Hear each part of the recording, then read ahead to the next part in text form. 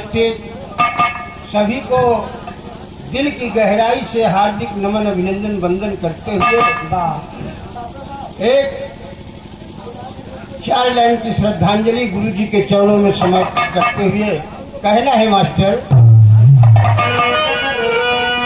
4 line भूमिका में है, करुण रस के भाव है कि कलम के पुरोधा गुरु ननकूराम जी को दास करता है यारो ये सत सत नमन।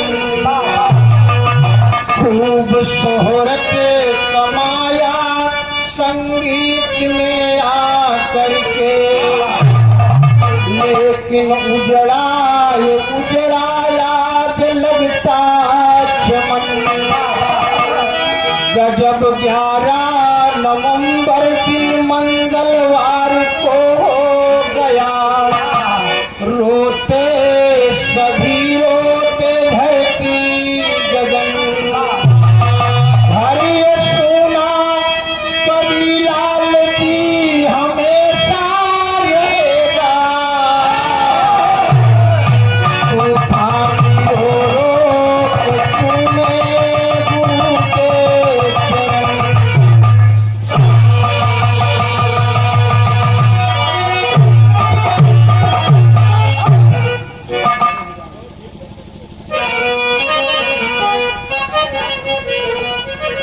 अरे डोरिया सने ही आके, अरे डोरिया सने ही आके, अरे तोरी गई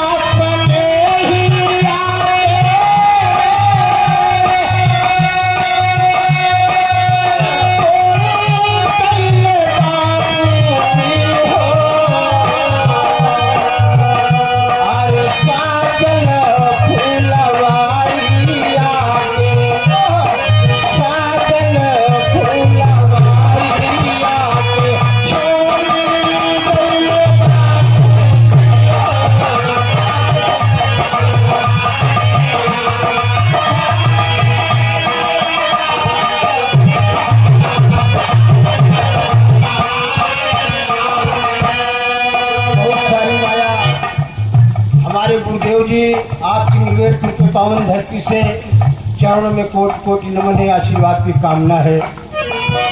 कहना है कि गुरु जी के आमर भैली पावन की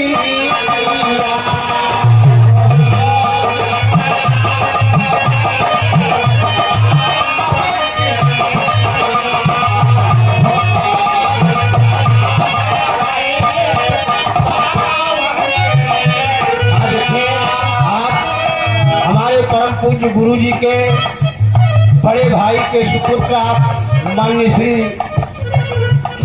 शिव कुमार पाल जी के करकमलों द्वारा आशीर्वाद के रूप में उन्हीं के लड़के हैं।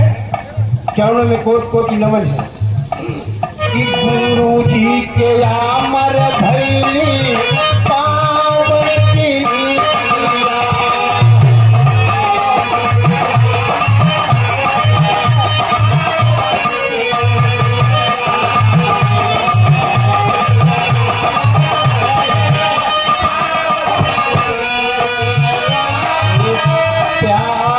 दुलार कैले सब से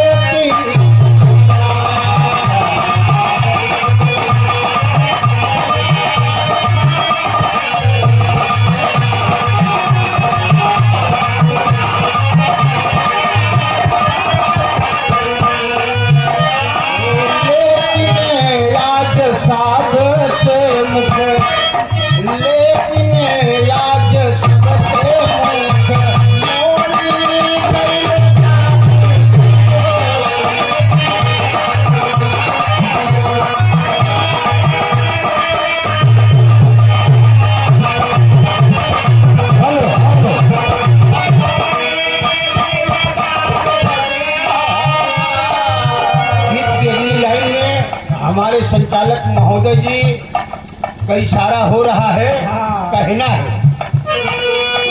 कि गुरु दया राम हरि, गुरु दया राम